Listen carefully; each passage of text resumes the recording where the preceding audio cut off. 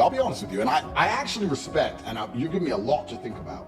And without being arrogant, at my echelon, it's not often I sit down with somebody and they say something that makes me think. But you've given me something to think about, and genuinely, I'm going to think about it. Yo, guys, season 1 of the George Janko show is coming to an end. And honestly, from the bottom of my heart, I got to thank every one of you guys that have been watching. It is literally a dream. I'm waking up every single day, and I can't believe what we're doing. Season 2 is going to even be bigger. So make sure you hit that subscribe button and turn on your notifications because we're coming in hot next year. Also, to celebrate the wrap of this season, we brought back the Western world is failing in.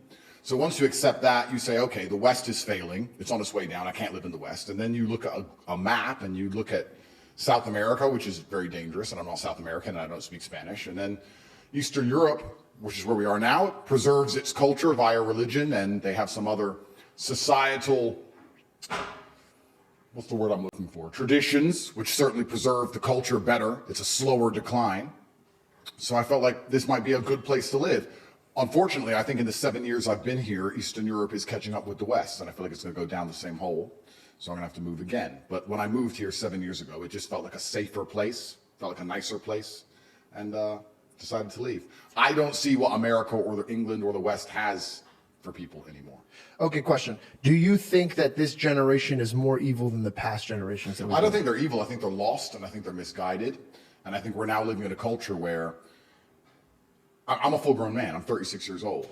I catch myself, even at my ripe old age and high level of professionalism, sometimes for a few seconds, only a few seconds before I correct myself, scrolling on garbage. Imagine how these 14 and 15-year-old children are even being raised. Just scrolling through these social media algorithms, which are deliberately designed to poison their mind. And they're going to school, they're being fed absolute garbage, and they have no religious connotations, no God, and no family unit. They're just a mess. And then we look at, like I said, every metric in which you can measure the health of a society, the crime rate and the cost of living, basic things, traffic, anything you can measure, the West is falling off a cliff. So it's like, how do you fix all of that? So I decided to move to Eastern Europe, and I had a very good time here, and I was treated very well, and it's a very safe place, and it's a beautiful country. I've been through some recently things changed a bit. I think yeah, you can get out of your house. Yeah. That's exciting. Well, I'm allowed out of my house. Yeah, that's nice. What, if you don't mind me asking, what's the first thing you did when you got out of your house? My first day off of house arrest, I stayed in the house.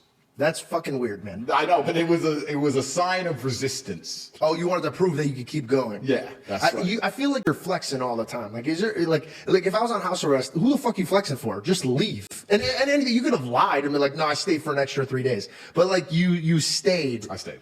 Just to prove a point. Yeah. Now, was it for your brother or was it for your... No, I was just joking about the lie. Actually, I have it in my notes because I know that you don't like lying. And I have a story about lying. I was, I'm not going to mention his name out of respect for him. Mm-hmm. But he took me on his jet. We were having a great time. We were about to do business together. Yeah. We were courtside. And he made a comment about one of the basketball players. He's like, well, he's a little bitch because he told his teammate was cheating and got him in a scandal. Yeah. And I said, well, the other man was cheating. He was lying. Yeah. And he turns to me and he goes, if you have a problem doing business with people that cheat, you'll never work. And I, one, stopped immediately wanting to work with this guy. Two, my provider is God, nobody else. Yeah. So it comes with morals. Yeah. If you're going to cheat on a woman that you're building a life with and being fruitful with, what the fuck are you going to do to me? Well, that's very true. And that's very valid. But I'll play devil's advocate here. What the other guy said about if you have problems doing business with somebody who cheats, you're never going to do any business. Unfortunately, he's also pretty right because it's but right. Not with partners though. I don't feel like you want to get in business with a partner. I mean, think about this. He shares a family bloodline with the person that he's robbing. Yeah. I'm nothing to him. That's true, and that is infallible logic. So how can I even? For me, my girl, right? She's my partner. Yeah.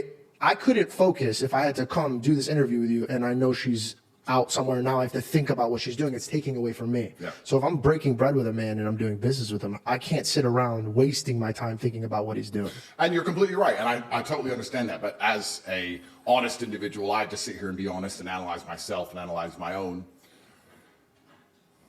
romantic relationships.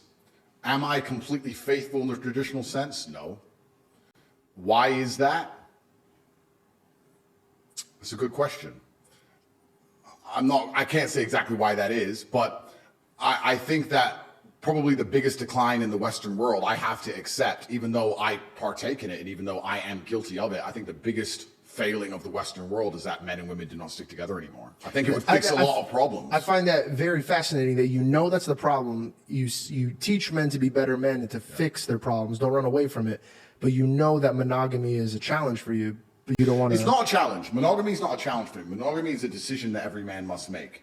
But for you to make that decision, you have to sit down and decide that, you know, this woman is worth me being monogamous to, which is fine. I think the biggest struggle that men have in the Western world today is finding a woman who they believe is worth being monogamous to.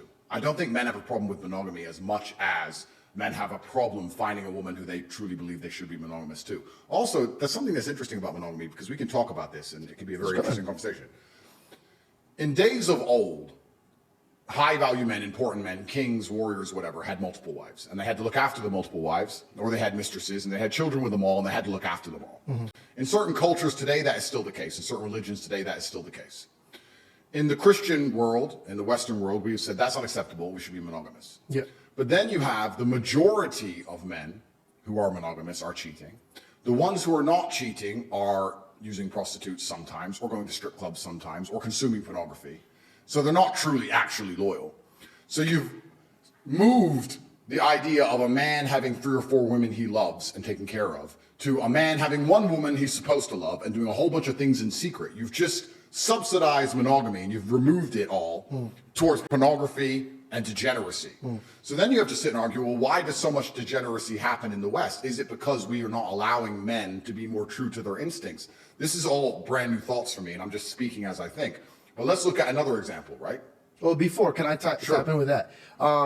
So what's your example, right? So I have an example, Christ. He gives me his way, and I kind of follow it. If I had to follow men and their needs, I'd be burned up tomorrow. And I don't think it's needs. I don't think men cheat because of needs. Well, okay.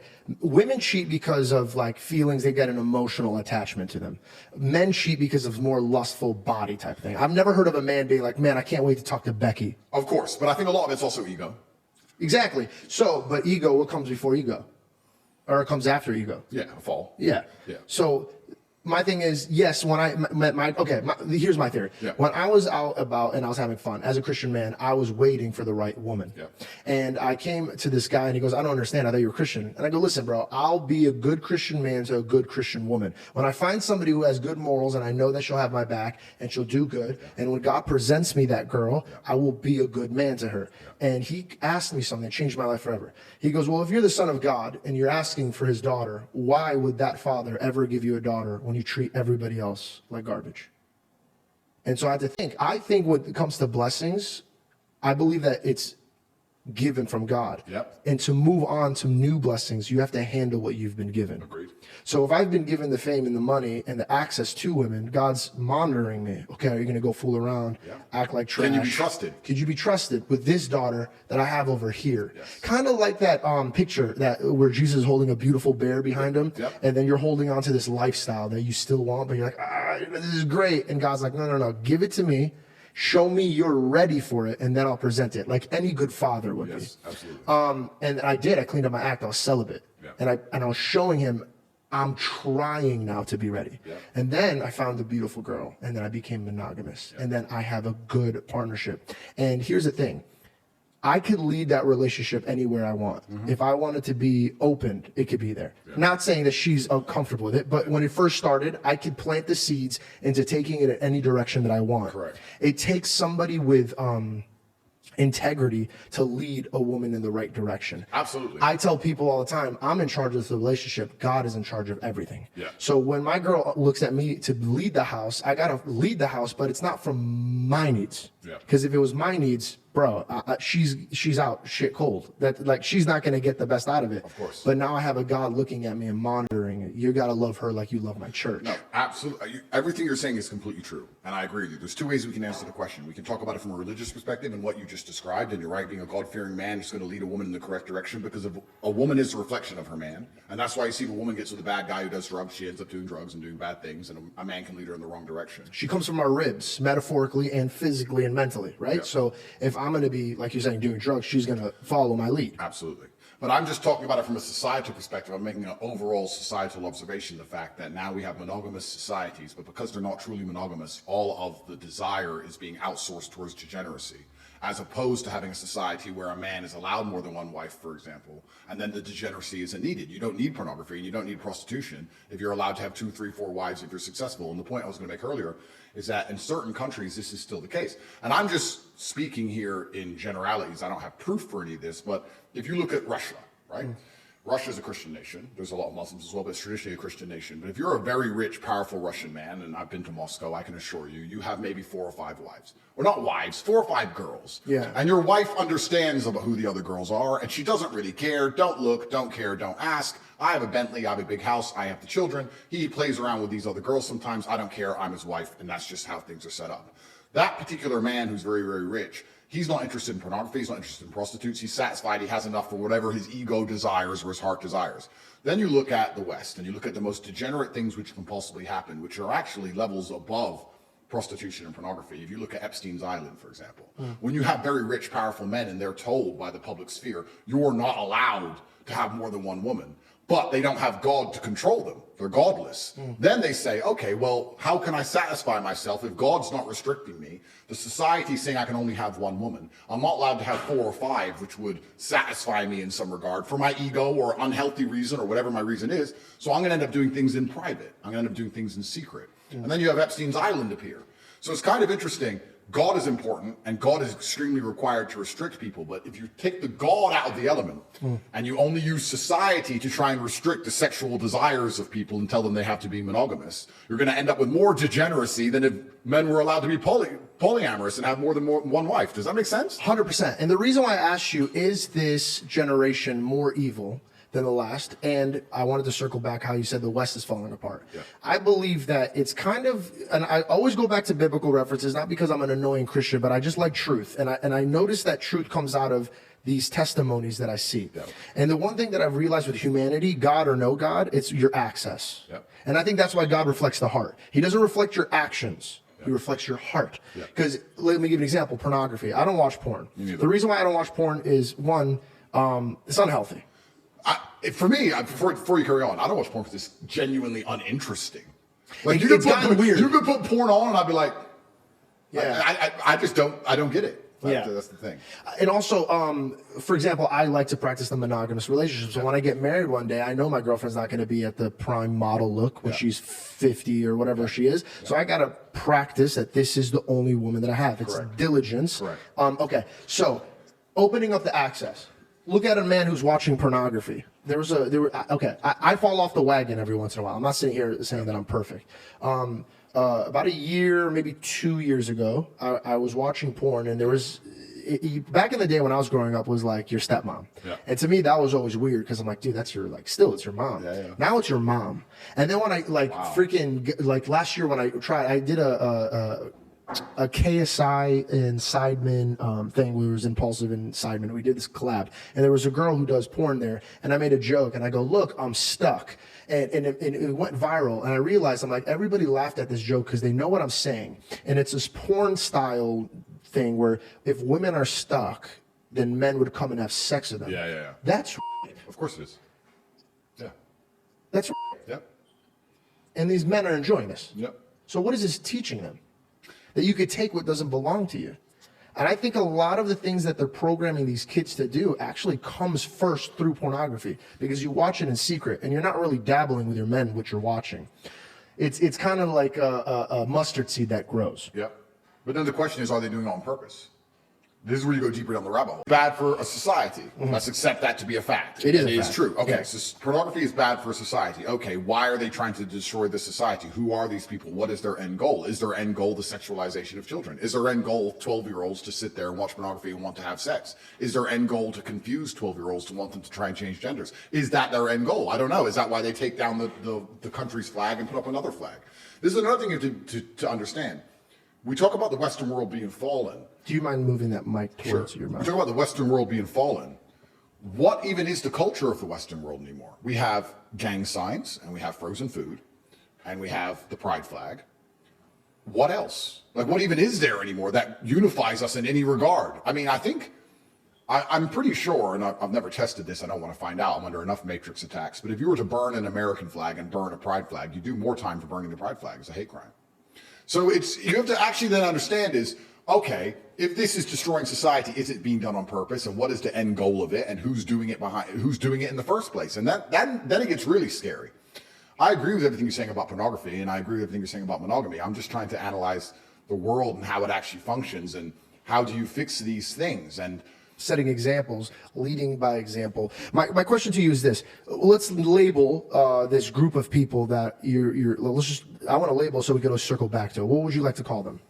The Matrix? The Matrix. The Matrix. So the Matrix is there. Do you feel like the Matrix is hyped up using media? Because think about it, when I walk around and I have discussions with people, not a lot of people have the same agenda that the media is having. And I think people are keeping up with it. So do you think they're flexing their power? Let me give you an example. Yeah. God is all powerful, all strong. Yeah. The devil isn't. But what his power is lies. Yeah. So he confuses you.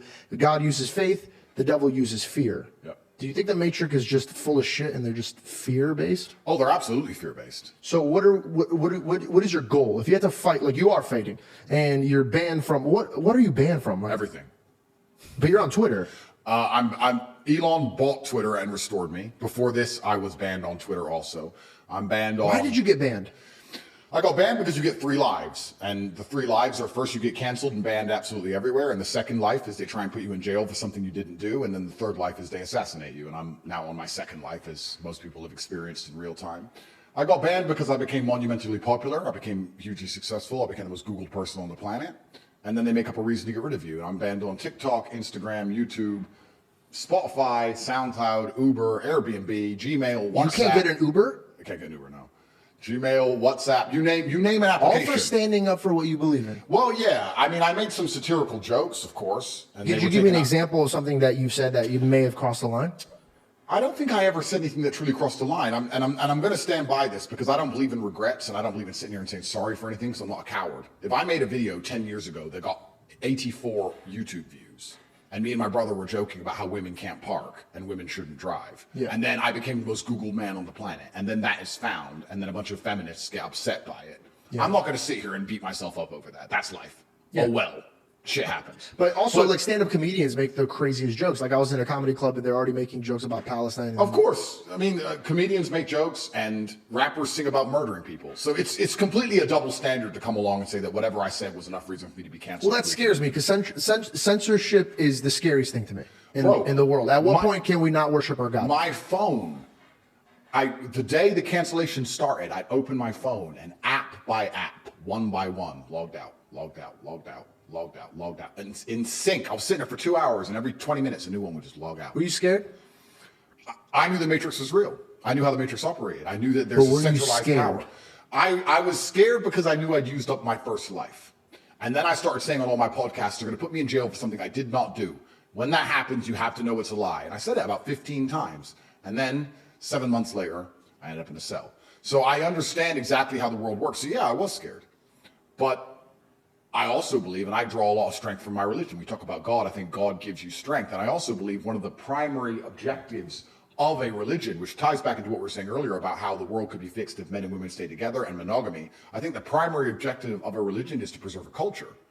If a religion doesn't preserve the culture, then it's failing in some regard. You should look at a religion and look at the culture underneath that religion and say, okay, it's a successful religion because the culture is adhering to its creeds. So I understand that it is my battle, if I believe in God, to try my best to preserve the culture. And then you're asking, how do I fight the Matrix? I think you fight that via masculine empowerment, and I'll tell you why. Because we were just sitting here talking about how the devil uses fear, and you're completely correct. And I think that women are easier to scare than men.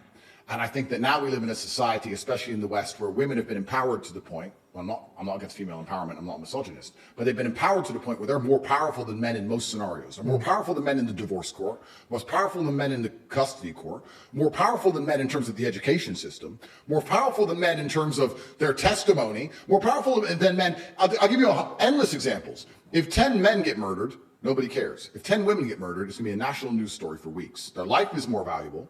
And I'm not saying it shouldn't be. It always has been because they can create life. My point is we now live in a society which I believe is a matriarchy. It's feminized. And men are feminized by extension. And men being feminized means that women are in charge and women are fearful. So let me give you a very simple example of why I believe masculine empowerment is how we actually get closer to God and how we fix the fight we're in against the Matrix. COVID was emotional arguments. They came along and said, your grandma's going to die. The old people, your grandma. They used emotional arguments to create fear. That works on a woman. A woman sits there, I love my grandma. Most men would sit there and go, wait. Let's just chill. Yeah. Let's see what happens. Grandma's already 94. Grandmas die. So I don't think we should be taking our kids out of school. Let's just calm down. Men are more stoic and more patient. If you had a household where the man's been feminized and the woman's in charge, it's over for that house. They're full COVID cucks head to toe. 10 vaccines. They are. If you had my household, where my girlfriend ran in, did you see the news? Shh. Shut up. This is stupid.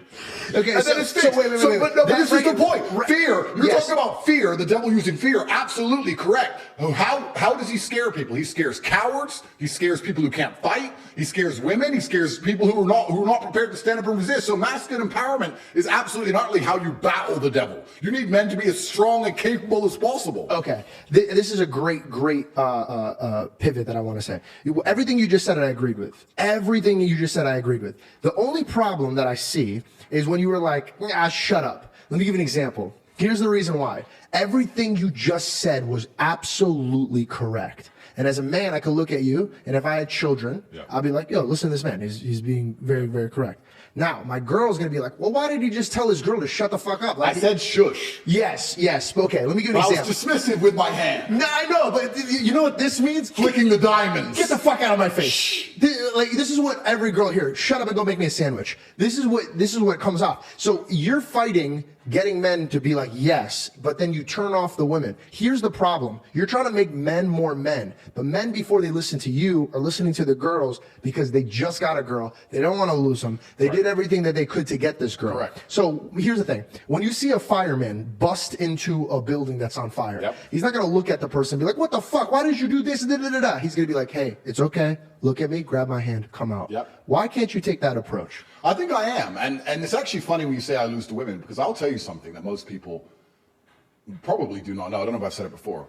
I have never had a negative interaction with a female ever since I blew up on the internet. I've not had a single woman complain at me. I'm so sorry. Could you just use your mic? Sure. I've never had a single woman come up to me and say anything bad. When I was in jail, I had thousands of love letters from women. I've never had a single woman complain about anything I say. Now, I agree. This dismissive, the diamonds, in the light, I get it. Yeah. Is it purposeful? I don't want to say it's purposeful. Do I find myself amusing? Certainly. Yeah, it's hilarious. It's funny. But here's the thing: we could take a joke and we could filter the bullshit. Yeah. But females, like you said, they're based off of emotions. Correct. They're gonna feel their emotions first and then react. Men are like, oh, that's fucking hilarious. Obviously, he's not gonna tell his girl to do that. Yeah. Most likely, the real scenario is like, sweetheart, come sit down. Everything's fine. Listen to me. I'm gonna protect you. Absolutely. So I'm just curious to know, why don't you just take that approach? Because I know you know what you're doing. You're a chess master. Every move you make, you're making it for a reason. Are you doing it to be polarizing? There's no light without dark. And I think that it's actually kind of interesting. I don't have many haters anymore. For a while I did. About a year ago, there was a big group of the internet that disliked me. Now I actually would argue I'm one of the most liked people on the internet. I think people are waking up. If you read thousands of comments, they're all positive. I'm one of the most liked people on the internet, and I can give you reasons for why I believe that is. But the very few people left who try and dislike me, they fuel conversation, and it's interesting for them it's interesting for me to hear. It's interesting for there to be debates regarding things I say. But I don't think I try and be polarizing. I try to be abrasive because I grew up in a world where I was hit very hard by life, and I think life is abrasive, and I think you learn lessons with a degree of abrasiveness. I think if things are too soft and too well explained, you don't learn them. Yeah. And you can apply that to nearly anything, right? You can go driving your car and drive fast, and you can nearly lose the tires 10 times, but you're not going to stop driving like an idiot until you hit a tree. And then you're going to be like, okay, I learned my lesson. Yeah. So perhaps when I display a point, if I have to self-analyze and answer your question as a professional, when I try and get a point across, if I can do something or say something which is a bit abrasive, I feel like it teaches better. I'll give you an example. If I say women aren't very good at parking, as opposed to females have no spatial awareness. So it's the same thing, but one of them enrages the world. In fact, both of them make them mad, but the second one really makes them mad. Don't call women females. They hate that. I don't. Yeah, but I'm just warning you. But then They actually get upset if you call them a female? Absolutely. I sit on these panel shows with a bunch of women, and I'll say What do something you? What do you? If you like, I'll say, what do you respectfully call them? Females. I just call them female. No, I know, but if they get offended by that, then what do you call them? Well, exactly. But this is my point. So I can decide how abrasive I want to be. You can say the same thing in different ways, and then you're asking me why am I abrasive to be deliberately polarizing? Because I feel like it gets my message across better. I feel like it gets my message across better. And even now, the thing I just said, which brought this whole point up, me saying shh and being dismissive was a small way of showing a larger meta point. And the meta point was, I'm uninterested in what you're about to say and your fear. And I'm uninterested in your fear. I get this. And usually somebody with logic understands this. Somebody who's probably grew up with humor understands this. Somebody who grew up with a good father understands this. So this is my thing. God made you a leader. 100%. I'll take it. Okay. And now you're leading men. Yep. But there's a huge crowd of people that you will never understand or touch because I feel pridefully you don't give a fuck. You're like, if you can't come on with me on this journey, then get the fuck back. Literally, metaphorically, and physically. Well, not all minds are ready to be freed.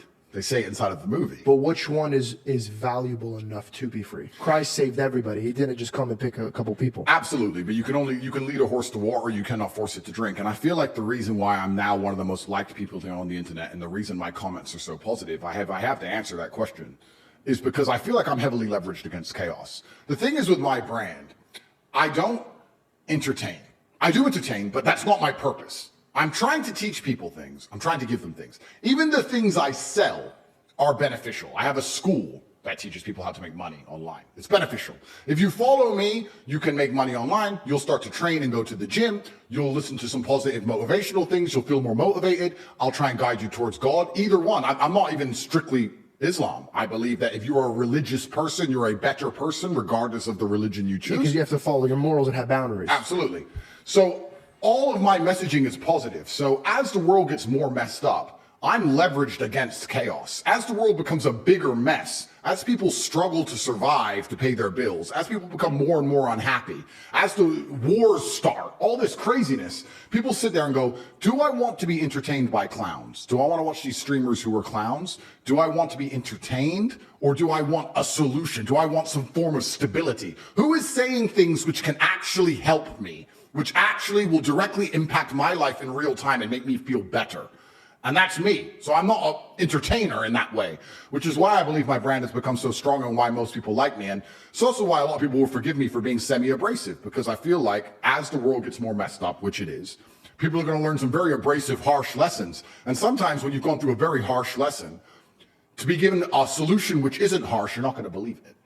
To be given a harsh solution makes you feel like, okay, this guy knows exactly what he's talking about. I was on podcast very recently. I don't think it's even come out yet. And I was explaining to somebody, we were talking about depression, which everyone asked me about. I'm going to circle back to that. I have something in my notes for that. Yeah, and I was saying that as a man, your life is supposed to be shit. My argument to this is people go, oh, I don't feel good. I say, good. Your life as a man is going to be terrible the entire time. Who told you at any point, I don't know what the Bible says. I haven't read it cover to cover like I've read the Quran. But I don't think the Bible says you're supposed to be happy all of the time.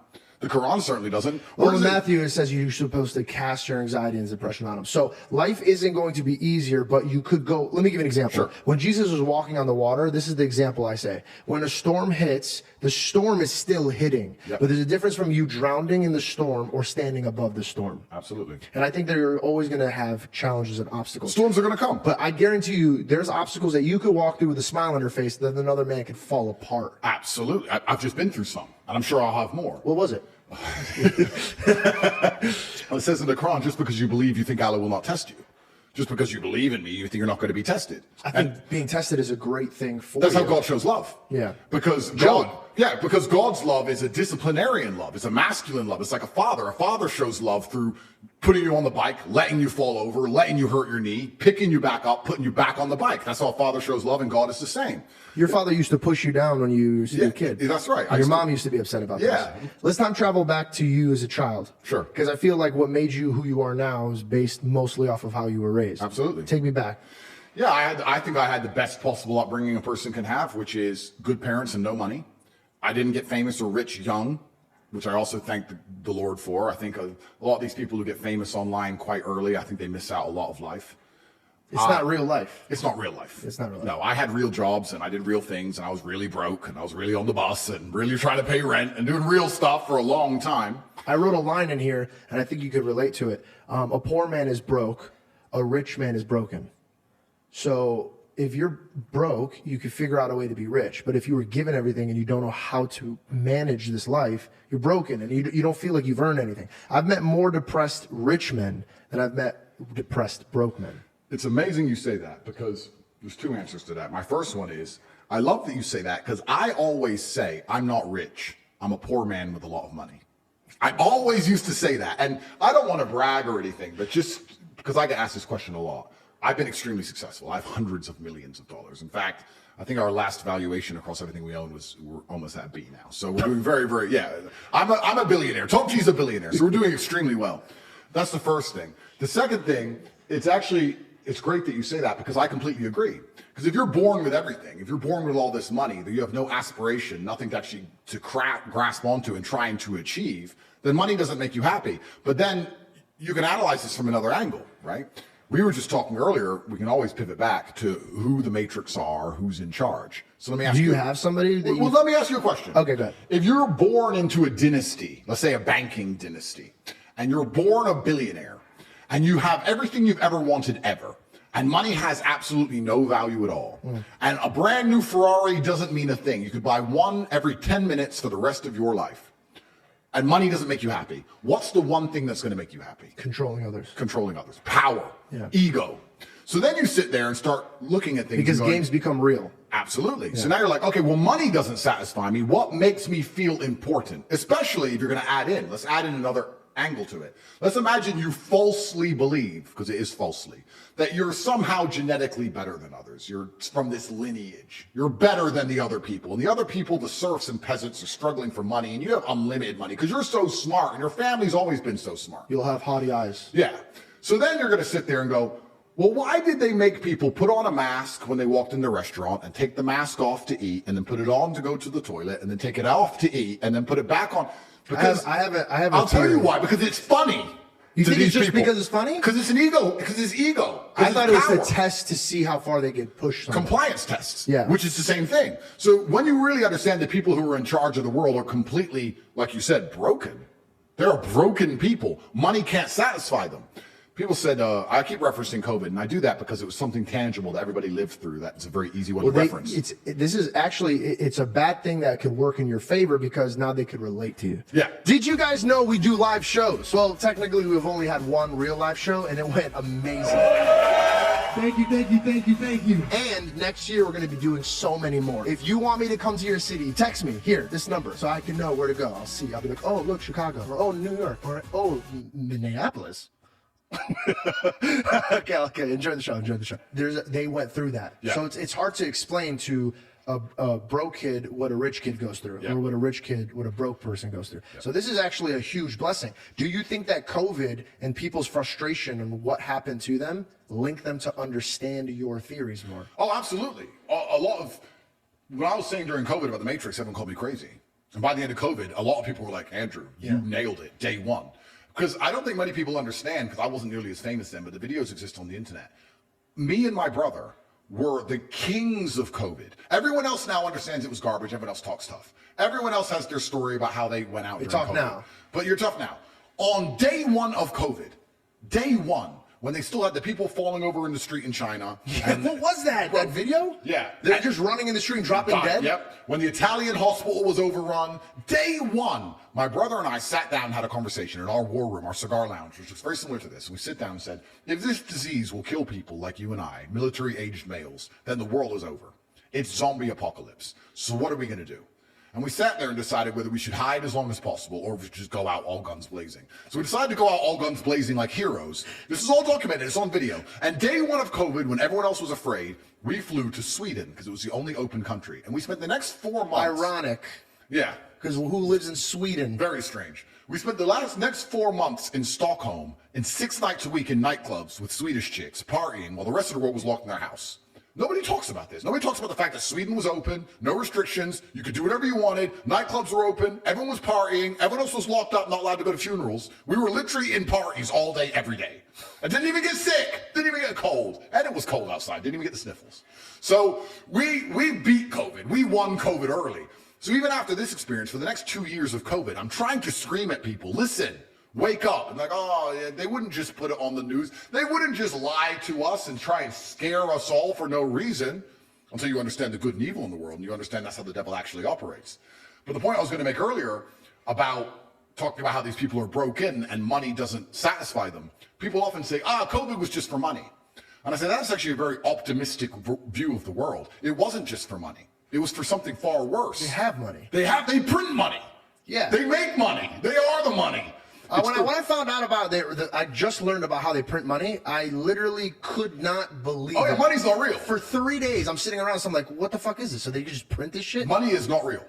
It's not real. They just print it. It's not real. Fair. Please continue. Yeah, so money's not real. And I say that to people. So it's not about money. No, it's not about money. So what's it about? It's about power and control. Yeah. Because when you get to a certain level of wealth, and I'll talk from my own personal experience, I want people to understand I come from the lowest possible socioeconomic background. I come from a single mother household. My father and mother broke up when I was 9. I lived in Luton, England, which is the worst town in England. I grew up and went to a school with a 3% pass rate. Everyone around me was stabbing each other and selling drugs. I thought you said your father was one of the best fathers you've ever had. He was. But my mother and father broke up and he stayed in America and I moved to England.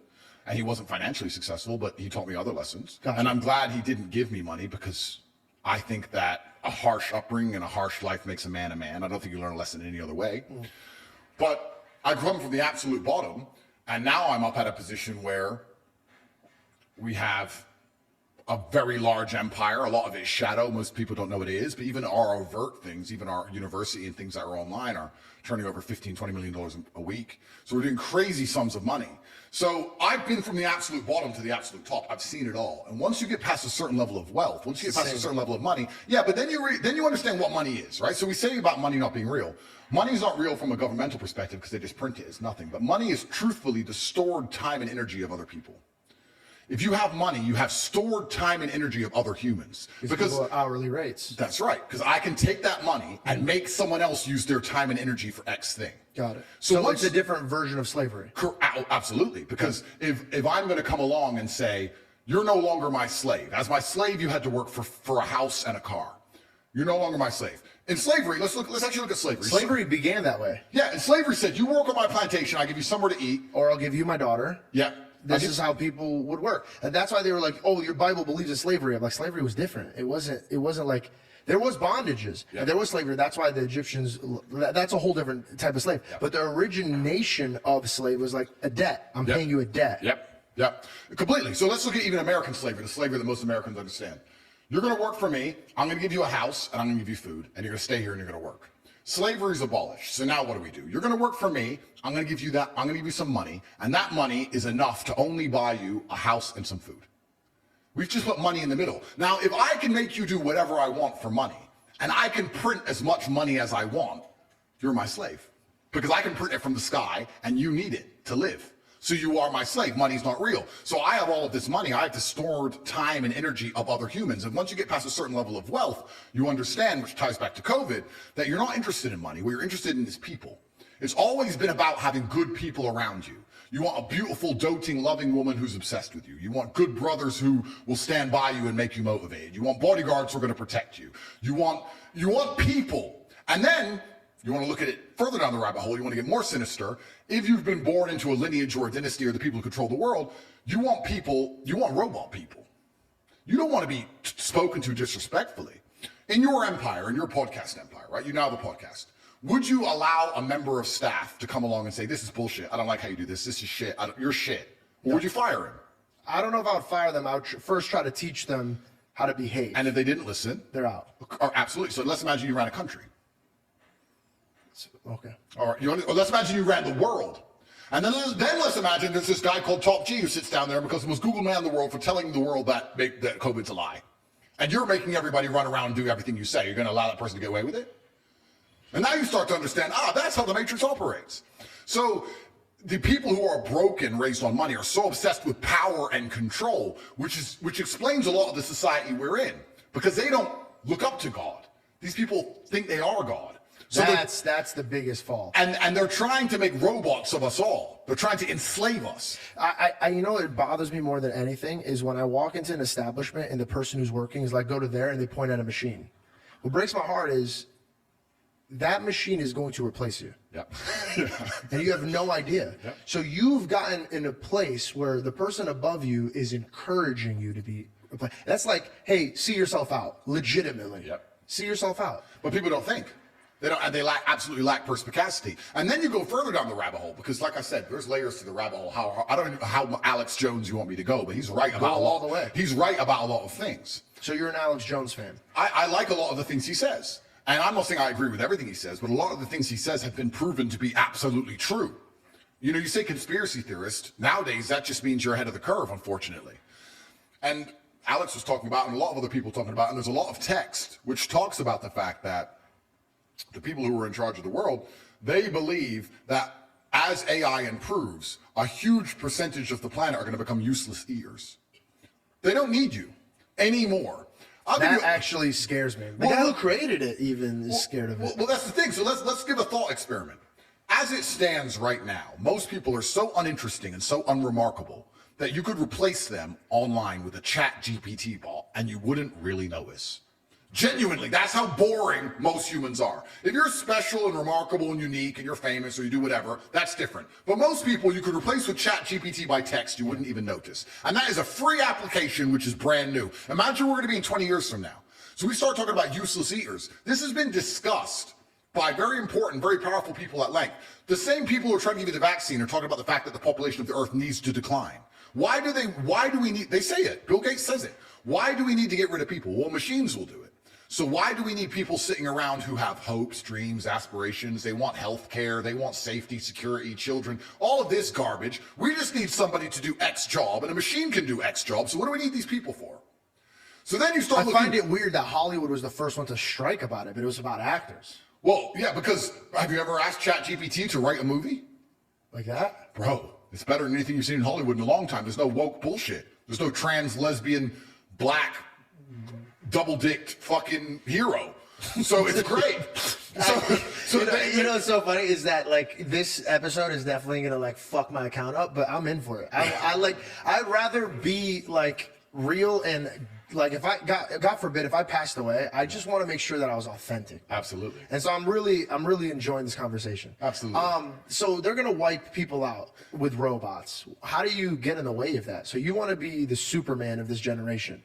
It's not about me. It's not about me trying to be the Superman because I'm not that arrogant. It's just about me understanding what I know is going to happen and feeling like if God has given me a platform which people listen to me, I should at least tell the truth of what's going to happen. Okay. When I'm sitting there and saying to men, look, life as a man is shit. It's always been shit.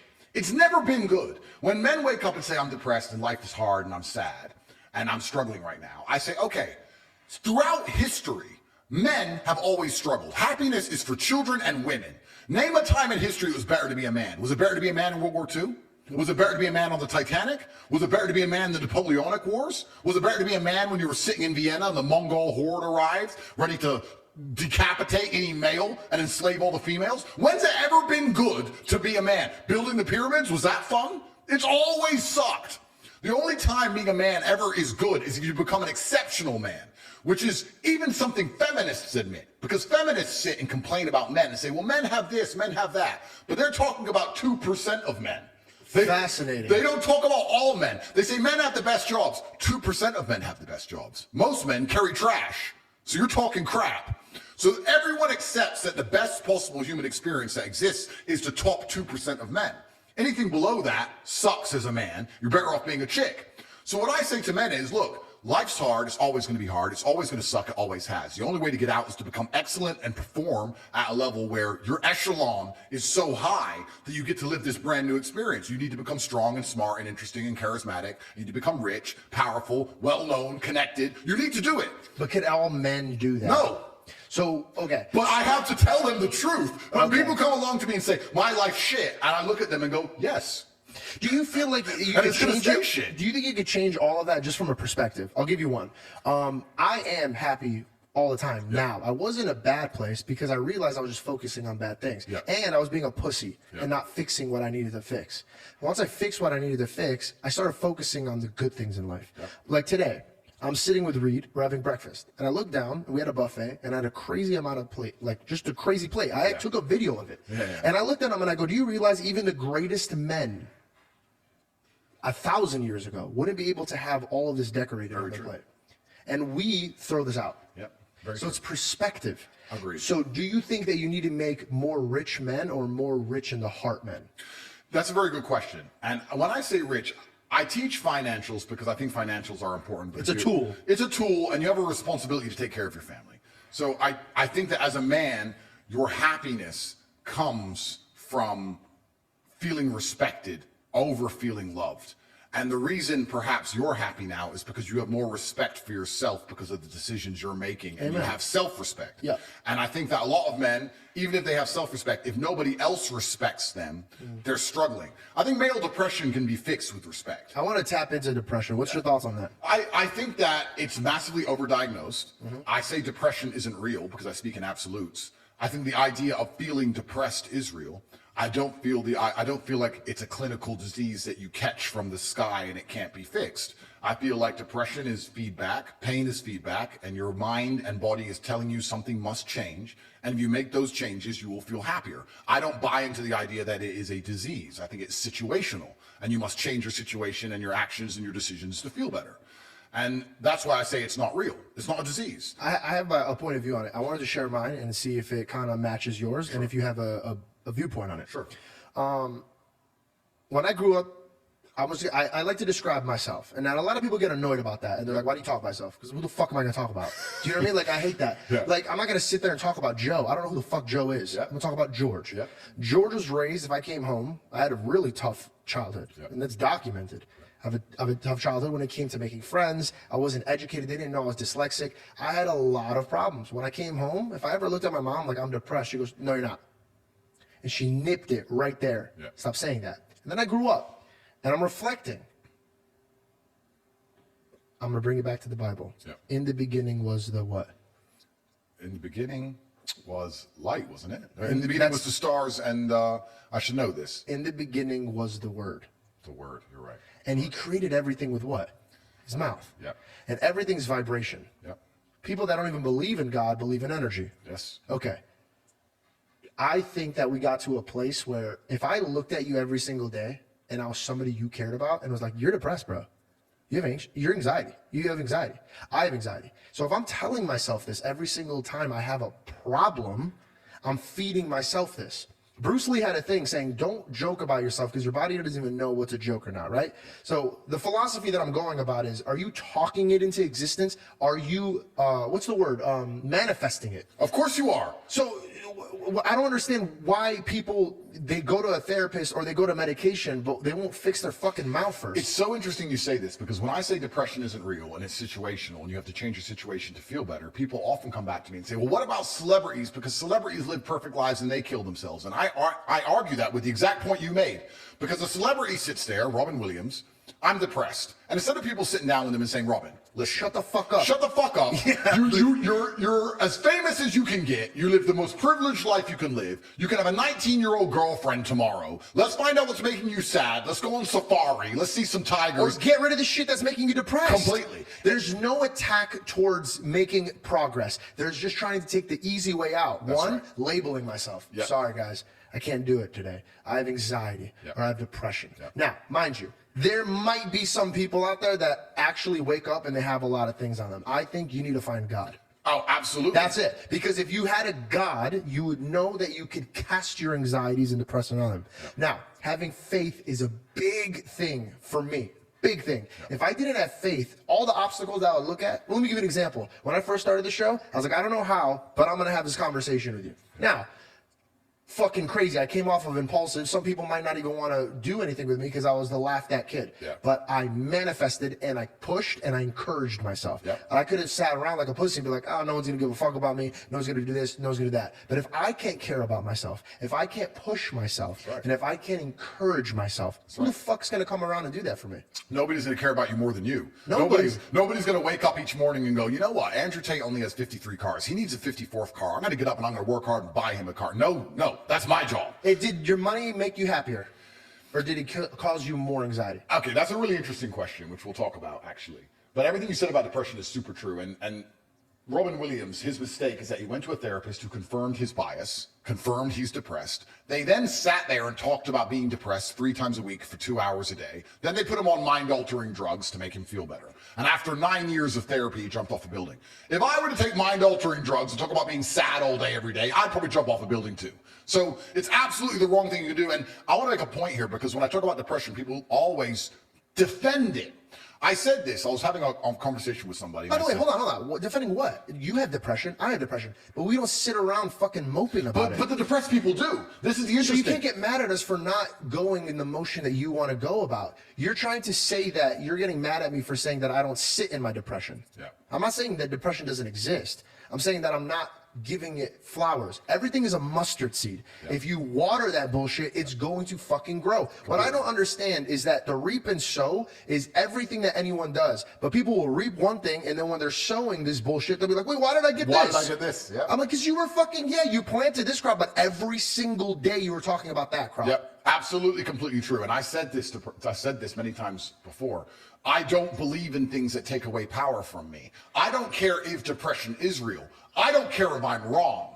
I don't believe in something that takes away power from me, because I can't become depressed if I don't believe in depression. And that allows me to shield my mind from the idea of being a depressed person. I can feel depressed temporarily, but I can never become a depressed person because it doesn't exist. You can lock me in a Romanian jail cell for 93 days with cockroaches. I will not be depressed. I will feel a little bit sad, of course, but I will never become a depressed person because I don't believe in it. And when I say this, depressed people are like, no, depression's real. It's ruined my life. It's taken everything from me. Depression's real. Depression's real. I said, you sound like it's promotional team. You sound like it's their PR God. team. It's their God. They're worshiping it. You're worshiping it because it gives you a cure-all excuse for your monumental failures, as opposed to waking up and going, you know what? Maybe I'm a fuck up. Nothing to do with depression. Maybe I've just been fucking up. Maybe depression isn't real and I've just been fucking up and I should fix a few of these things. What have I been reaping? Absolutely. And you'd be amazed how depression will lose power over your life and lose its ability to destroy your life if you stop giving it so much respect and just wake up and say, let me fix X, Y, and Z. What can I control? Let me clear, just in case there's some people that might not catch up to our speed. I do not believe that some people, sorry, let me rephrase this. I believe that some people are depressed every single day, but I believe that their steps into fixing that is, one, first and foremost, find God immediately. 2, instead of running to somebody and expressing your problems every single day, just sitting there, just telling somebody your problems every single day, find some friends, go to the gym. Instead of talking about your problems, talk about your goals, talk about your dreams. Focus on something that is not negative. If there's 2 wolves, and I'll say this every time, I've said this a few times, there's 2 wolves, Andrew. One's chained up in the dark, one's chained up in the light. Which one lives? Yeah, absolutely. The one in the light. The one you feed. Interesting. So I could feed the one in the dark all day and it's going to live, and the one in the light's going to die. Correct. What are you focusing on? Correct. So I'm not saying that if you're depressed that it's in your head. I believe that you're putting it in your head. And I believe that you could fix this by your mouth. Start by taking actions and taking accountability for what you are saying. The people that are jacked go in the mirror. It sounds stupid, but it's true. Bro, look how fucking jacked I'm getting. Look how jacked I'm getting. And guess what? They start getting jacked. Why? Because they're motivating themselves to get in the gym, eat healthier. They consistently talk about their body, so when bad food gets put on their table, they're like, nah, I don't want this right now. Yep. It's all about your mouth. Your tongue is the sharpest thing in the world. And then we use that in the adverse, right? You can use that the other way around. This is why I answered the light wolf, because I believe that your mind is focused on it. Absolutely. But let's use it the other way around. So you can speak yourself also positive, which we know, but I think there's a mistake that a lot of people make with that. A lot of people are obsessed with the idea of happiness. And especially as a man, I think that happiness can actually be a very destructive motivator. And when men sit and say, I want to be happy, I want to feel happy. To feel happy, a lot of the time, you're looking for temporary hedonism. To be happy, you want to get drunk or take drugs or do something stupid temporarily, and it's very short-lived. I think you should instead be looking as a man to say, I want to feel proud. If you choose pride over happiness, you're going to make decisions that you're proud of and that people around you are proud of, and it's going to be better for yourself and better for society and better for everyone who loves you, everyone you care about.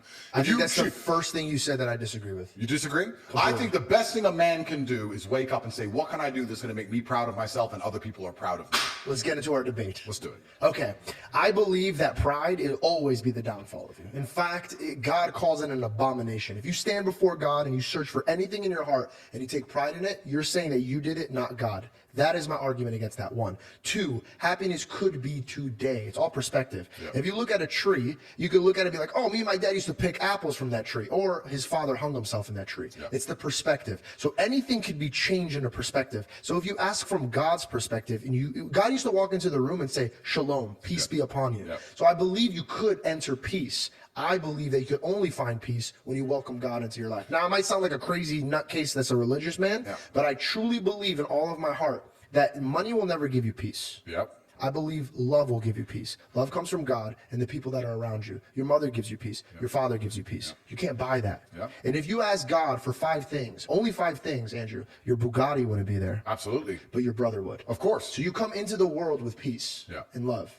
So but you don't think pride is one of the biggest motivators of masculine excellence? You don't think No, because once you achieve it, you want more, and that's where it gets Of course, dangerous. but you do not think Mayweather decided he wanted to be proud of himself by beating Why everyone? would you want to be think Mayweather? What, so you could have money Michelangelo, and then just pick on YouTubers and box them? Of course. I'm not insulting Mayweather, good or bad, but Well, actually, I might cut that because it might jump me. So Michelangelo. Okay. He cut his ear off. Okay. Artists, Da Vinci. What I'm saying is some of the most beautiful works of art, some of the most gorgeous cathedrals, some of the most beautiful churches you'll ever lay your eyes on were done because a man felt proud of his work. Feeling pride in yourself. But what happened to that man? Being proud. Of course, but being pride So you're looking at the art and you're trying, that's pride. You want everybody to take pride into you. But guess what, Andrew? Right now, if you died, regardless of all the work you've done, regardless of all of everything that you put in, I'm a better man, Reed's a better man, David's a better man. I forgot your name, I'm so sorry. Bailey. Bailey's a better man. All these guys are a better man for 2-3 generations. But when you die, you have the same grave of a man that you hate because time moves on. Of course. Everything collects moth and rust. So what's the point? You don't think God can give you pride in yourself for doing the right things? I think that you could find joy in it, but again, everything has its time. So you take pride in your art, but at one point, all those artists became crazy, bro. So what's the fucking worth of it? Okay, I understand that. So we can look at it a bunch of different ways, but you just talked about a man looking in the mirror and being proud of his body to motivate himself. That's pride. Absolutely. Pride to an extent, right? Pride to an extent. But if it's your motivator, that's the problem. Everybody needs a certain type of emotion. You need fear, but you're not going to live fear. Of course, but we have our default emotions that we seek, and this is the point I'm making, because when I talk to people, I think we all have our default emotions we seek, and depressed people, their default emotion that they're looking for is sympathy. They want sympathy, either from themselves or from somebody else. And they always have a sob story. It's always about how hard their life was and they did drugs and blah, blah, blah. And they want everyone to feel sorry for them. They're searching for sympathy. If you're the kind of person who searches for happiness, whether male or female, in my experience, people who search for happiness end up doing hedonistic, temporary, stupid things. When I find men who search to feel proud of themselves, I want people to be proud of me, and I want to be proud of myself, and I want to be respected. They often delay happiness. They often go through very difficult things and build things which are beautiful or build things which are difficult to do. They often go to the other side of fear to feel that pride. I did it. I faced my fear. I did it. So I think as a man, searching for pride or searching to feel proud is a pretty positive mindset for masculine achievement. I understand what you're saying from the biblical sense. I actually understand what you're saying. But I just say if you were to take a man and say, how would you make your parents, your girlfriend, and yourself proud of you? I agree. I just don't want it to be the driving vehicle. And that's the only thing I care about. I just don't want it to be the driving vehicle. Right? And then I have to sit here and analyze myself. Is pride the driving vehicle for me? Like, why do I even 100% why do I even do what I do? Like, do I feel proud of myself when I awaken people to how the matrix works? Well, yes. But is that because I believe I'm helping them, or do I just feel happy in and of myself? Why do I own all the things I own? Why do I want all the things I want? And it's very interesting. You asked a question earlier before we got down this point when you said, has money made me happier or made me more anxious? And the answer to that is both. I think that you're certainly anxious when you have an empire because you're you understand how difficult it is to maintain, especially in my position, right? I've been hit by DCAUT and FBI and all these huge federal agencies who are trying to take everything I've ever worked for. And from your loved ones that you're and leaving from my for. loved ones, Yeah. all the money I've ever made. It's actually a very difficult, precarious situation to be in. And even if you ever get to the position where you pay yourself $500,000 every single morning, you get concerned with, am I still going to be able to do this? Then the money ain't making you happy. You're working so hard to make sure you'll always be able to pay yourself that money that you don't even spend, that you don't even need. That's the pride thing I was trying to tell you about. Of course. So But this is how you hold on to things. And it's a stomach that keeps needing. It does keep needing. You're completely right. But that's also how there's no light without dark. The stomach keeps needing. Completely agree with you. But that's also how I managed to propel myself from here to here. And I'm going to go want to beat this garbage even higher. So I agree It's with your you. gas. It's my gas. Yeah. My gas is. And then, so there's anxiety Did attached. that change when you got a daughter? I think in some ways it got worse because there's anxiety attached to my money, but the true happiness that I get from my money is the fact that I can give people I care about anything I want. You could set them free. I can set them free. Yeah. So I said this even to a girl I was dating. I said, you're happy all the time. And I love that because I'm stressed and I'm not complaining about being stressed. I think the masculine role is to wake up stressed. I wake up stressed. I wake up and I've got a bunch to do, a bunch of people to talk to, a bunch of money to make, etc. I'm stressed. I'm not miserable, but I'm certainly concerned all of the time. I'm focused all of the time. I'm always busy. I have a lot going on. I'm never relaxed. I'm never at peace. That's not who I am as a person. Do you think people confuse stress with depression? I think so, and I think that you're supposed to be stressed. That's And what I'm I saying. So maybe they feel what you're feeling, but you've said that it's stress, which is good. You need stress. You need to have your back up against the wall, or you're going to be a lazy fuck. Or you won't do anything. Yes. Absolutely. But people might think that emotion, because they feel that emotion, that stress that's on them, and then somebody comes out of the woodwork and be like, oh, that's depression. Yeah, which is the coward's ways out. But I actually love feeling stressed. I do best when I'm pushes stressed. you. I've had 87 professional fights. For about 3 of those fights, for some reason, I wasn't nervous, and it really bothered me. So why am I not nervous? I like feeling nervous. I like being stressed. I fight better. I react quicker. Have you ever been jumped? Like you get scared if someone jumps out at you? That's when you're the fastest you've ever been. Yep. So I think stress is a fantastic motivator. It's a beautiful thing. But I was saying to this girl, I don't get any of that happiness you get from life. You wake up and you do your nails and you shop for Prada and you get to look gorgeous and you smile all day and you get to make a cute cupcake and you bring me the cupcake and you laugh, ha ha ha, cupcake.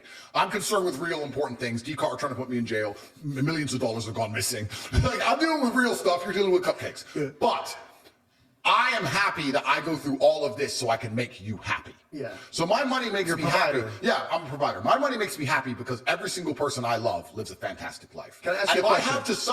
if I have to suffer so 50 people can live content, I believe that a man should do that. I think you have a warrior mindset, right? And you have people that you care for and you provide for. You have your brother and you have your family. Yeah. Do you feel like your stress comes from holding on to what you hold dear, that pride aspect of things? Like, I got to be top G. Nobody's top G. I'm top G. You know where I actually think it comes from? I actually think it comes from because I know I've only reached 10% of what I can actually do. Let's go, bro. And that bothers me. And no matter how much money I'm making or how most Googled man alive, whatever, I can still identify the inefficiencies in my systems. I can still identify where more money could have been made. And money isn't that important, but like we said, money is a very simple way to measure success because it's numbers. Numbers are easy. Yeah. This number, that number. It's easy. What does a company do when it wants to measure the success of a company? It looks at the numbers. What does a YouTube channel do? It looks at the numbers. Numbers are easy. So if you're going to say, how do I be successful in life? Money's not everything, but it's a nice, easy way to measure because it's numbers. And then when you understand it's the time and energy of other people, you sit and go, okay, well, I have this large empire now, and I have all these people who work for me, and all these people I love, and all these people I care about, and all these children, and all this going on, and the world is getting more and more messed up, and everything's on a decline, and everything's being destroyed, and a certain number of people are going to become useless eaters, are going to be eradicated, and they're going to try and lock us all in our 15-minute cities for the climate or some garbage. That's coming in no time. How do I combat and fight all of this and protect all the people I care about? Well, I need the time and energy of others. I need an army, so I need money. So you start waking up saying, okay, 1 billion is shit, Tristan. And he's like, Andrew, we're from a single mother household and our company got valued at $1.2 billion and you own 100% of it. No, we need at least 10. And then you start getting, then I get mad. And my stress comes from the fact that I don't have enough. But is it for me or is it for just being able to care about all the people I care about. Well, from how you described it, it seems like you're just gearing up for war. And a man who knows his next move knows his next problems. Yeah. So I think you're 4 steps ahead, and you're looking at 8 problems. Somebody said it. Do you want more coffee, or I'd love more coffee. could you get 2 more from him? Someone said it, and I can't remember who said it, but it said that finance are this. I think it was. I'm so sorry. Could you? I know Sure. you don't have headphones. Yeah, sorry. Yeah. Finance are the sinews. I can't remember the exact saying, but he said it perfectly. He basically said that money is, if you're going to go to war, get your money right. Yeah, of course. Absolutely. What are we sending to Ukraine right now? Money. Billions of dollars. That we print money. out. What do we send to Israel? Money. Money, money, money. Right? So if I feel like I'm going to go to war, I need money. And even in this war I've been in, even when I went to jail, right? Not a lot of people understand how the legal system works, but the process itself is a punishment. The day I was arrested, all of my bank accounts were frozen. All of my cars were seized. That's scary, dude. Yeah, all of my cars were seized. All of my diamond watches were taken. $900,000 in cash was taken. Gold bars was taken. All of my value was taken, right? So since January, technically, I haven't had access to a dollar. It's now been a year, and I don't have a penny, according to DCAW and the Romanian legal system. Luckily, I have some good friends who look after me. But let's say... He winked at me like I had that funds. Look. But I don't. They've taken everything officially. So you still don't have your stuff back? No, of course not. So this is my Why point. are you still here? Well, I can't leave. But okay, are you going to leave once you can? Because I feel like they just proved that you can't speak here either. Well, that's the thing that's scary. If you can't speak here, which is the most Christian country on earth. You know, Romania, outside of Vatican City, is the most Christian country on the planet. 98%, and then the other 2 are like a different denomination. That's right. Most Christian country on the planet. And all I'm talking about is traditional masculinity. And I'm not here. Are you upset with them for what they did, or do you feel like they had valid reasons to do what they did? As a man, you have to take self-accountability for absolutely everything. I'm still upset with what they've done. However, there are equal opposing forces inside of Romania, one trying to lock me up and one that keeps setting me free. And that's going to be everywhere. Yeah, so I have people in this country on my team. The whole country's not against me or I never would have got out. So do you feel like they're more moving towards your direction? This will be dropped. I'm not going to be found guilty because I haven't done anything wrong. But and if you don't mind me asking, what did they try to pin you for? They accused me of human trafficking. They accused me of using the lover boy method, which is convincing girls by being nice to do a job to take the money from the girls. Because I told 2 of my friends who are girls how to get big on TikTok. That's why all of this happened to you? Yeah. So did somebody else plant this on you? Oh, yeah, the Matrix. Okay, gotcha. You got too big. Your ability to speak, which that's a side point. Let me just finish here about what I was talking about money and gearing up for war. Since January, I haven't had access to a single dollar. Now, I'm me, right? So perhaps I have very rich friends. Perhaps I was paranoid and prepared. Perhaps I have multiple identities. Who knows how I pulled it off to have all new cars again, right? But most humans could not survive getting grabbed from their house in January, all of their bank accounts frozen, every app on their phone taken away from them, their passport seized, thrown in a cell, and then taken out of that cell, locked in their house for 5 months. And then even when they're allowed out of the house, they still don't have a dollar. How do you pay the rent? How do you pay the bills? How do you feed people? And this was actually interesting because when I was in jail, my number 1 concerns were not for me. My biggest concerns when I was in jail was for everyone I care about. I'd get my phone time, and I'd be on the phone like, okay, and they're like, what's going on? What's going on? I'm like, listen, we only have 5 minutes. Let me make sure you get paid. Is this paid? Yeah. Are you okay? Do you need this? Do you need that? I just spent all my time trying to look after other people from a prison cell with seized bank accounts. Did you think you were going to come out? No. I thought I was there for a very long time. I thought I was stuck. I thought it was over. I was sitting there talking to people who were there, been there for 4 years without trial, my friend. Everyone around me had been there for years without trial. When you were put on house arrest, was there any moment that you cried from like happiness? It was like, I'm out. I can't believe I'm out. I never cried from happiness. And I never cried from sadness because I think crying is an act in and of itself. To cry is to sit and cry. I didn't do that. I did have tears run down my face. Hey man, that's crying. No, it's not because I was busy. Having tears run down my face as I'm doing push-ups or tears run down my face as I'm organizing the school for my child and my voice isn't breaking is different than sitting and crying. I didn't sit and dedicate myself to crying. I didn't sit and do the act of crying. My eyes leaked as I achieved. That's what happened to me when I was inside of jail. What made your eyes leak the most? What was the most concern that was on your heart? My concern was for everybody else. The number one, though, who's the person that you were like, I need to make sure that I look good in their eyes and I need to make sure that they're good? Of course I can answer that my children, but my children are actually quite young, so they weren't overly concerned because at their age, dad's away, whatever. I'm not entirely sure. I think it was just an overarching view of everything. And I felt a frustration because I had built this monumental empire and it got seized from me, which is a whole nother conversation we can go down when you talk about ownership and property and how the matrix works. You don't own anything. Well, you never do. I mean, you owned all this, but then they're like... That's right. So what do you own? You own the body you're in, perhaps, but then they force you to get a vaccine, so maybe you don't own that anymore. You own your soul. You can own your thoughts, but then that belongs to God. So then what do you even own now on this planet? Because I have people say to me all the time, I'd love to buy a house. I own my house. You don't own that house. You have to pay property taxes every month. And if you don't pay them, they'll take it off you. You're renting it from the government. Piss the government off and you'll see how long you own your house. Because I tell you what's going to happen. They're going to turn up with a piece of paper and say it's ours. Done. Happened to me. So you never even own anything on this earth, no matter how much money you have, right? Which also puts money in perspective. All it is the time and energy of other people. It's all it's good for. You can buy a Bugatti, but you don't own that Bugatti. You can drive it a bit if they let you. And piss the matrix off enough, they'll take that off you too. So the whole world, if you actually start analyzing how it all works, it's interesting. But yeah, my concerns in jail were for absolutely everybody else. And that's perhaps why I'm gearing up for war so heavily, because I believe that this war can't be avoided. And a lot of people ask me, why with my money do I not do one of two things, which is one, vanish. Because I could just delete everything and shut up, right? I could just go away. But that's not you. That's not me, and I think that God would be disappointed in me. So I think God's given me this platform to tell the truth, so I'm going to do it. Or the second thing is I could sell out to the system. I could cut. It's also not you. It's not me. I could sell to the system, say what they want me to say, promote the things they want me to promote, sell shit to kids, be a piece of shit, and then they'll let me live. But then you just remove the only thing that you do own, and it's your soul. Absolutely. And you don't want them to take that away. No, exactly. I need to keep something. Yeah. So it ain't worth giving that up for a bit more money, because I have unlimited money anyway. Yeah, but plus, every time you swipe that card when you're gone, you're like, fuck my life, dog. This is Oh, completely. What do you have? If you don't look in the mirror and be like, yeah, I did the right thing, then what do you even have? Oh, boom. Not pride, but integrity. Okay. Well, we could link the two. You look in the mirror and be proud of yourself. But it's interesting. No, but it's interesting the points you've made. It's giving me something to think about. It's certainly true.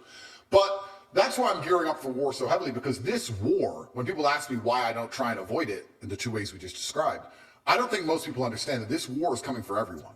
It can't be avoided.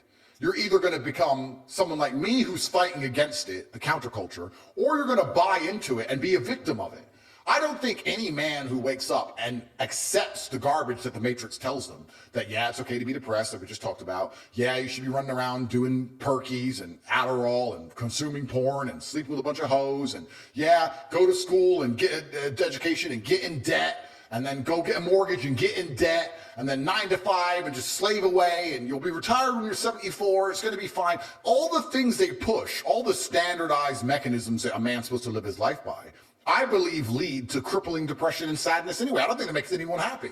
So this war is twofold. You can either fight against the system and be its enemy like I am, or you can accept the system and then you're going to be fighting against yourself in your head, because now you're your own enemy, because you listen to the system and you hate yourself and you hate your life. Yeah. So what do you want to do if you can't avoid fighting? Do you want to turn on yourself or do you want to turn on your enemy?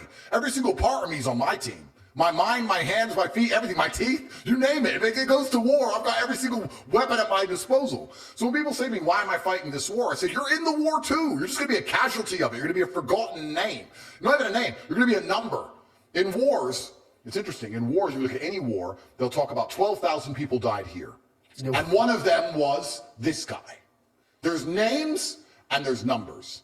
So if you're going to go to war, you can decide, do you want to be a name or a number? Because people are going to die. People are going to die regardless. And this is why I teach the things I teach. I say to men, listen, you need to become as strong as possible. You need to make a bunch of money. You need to prepare. You need to have 7 passports in 7 different countries. And you just start sitting there getting paranoid and panicking and getting things done. This is why I push masculine excellence, because when they come for you, when they come for us all, if you have no weapons to defend yourself, you're going to be one of the 12,000 in the ditch. So at least when they kill me, they know who they killed.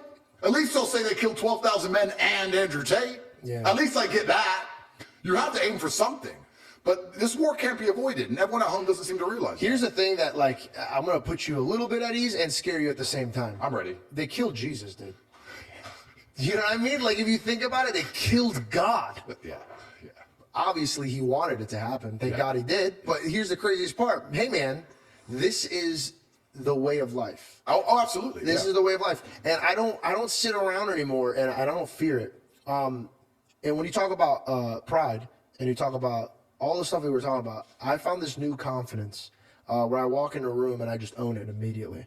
And it's a new way of thinking. My confidence comes with the Lord. Every room I walk into, this meeting, I said, God, you go before me. Yep. You take my tongue. You take my mind. Yep. You take my body. Yep. When you walk into a room and you have this type of faith, hypothetically, say I'm an idiot. Yep. Say I am completely a nutcase. Yep. I guarantee you I outworked the old George that didn't have that faith. Oh, absolutely. And you can also apply the same to fighting. Like if you look at the Islamic fighters, they say, "Oh, glory to God. God's already decided. I'm just going to go in there." They're so calm.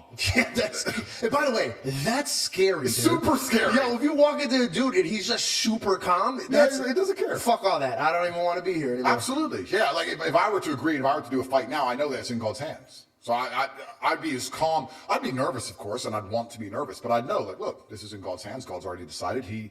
Allah's the best of planners. He will decide if I need to win and destroy this man, or if I need to lose and learn a lesson. Then it's up to God. That's working off of fear, not faith. Faith is so beautiful when you could use it, and fear is such a poison, bro. And I don't know if you've really hung out with people that have fear. It's an addictive personality. Oh, it's sticky. It's very sticky. Yeah. Very sticky. Have you ever watched something on TikTok or Instagram and then all day you're just thinking about it and you're like, this motherfucker can't leave my brain, dude. Yeah. I am now limiting myself on what I'm absorbing. Bro, I don't talk. I want to make this very clear.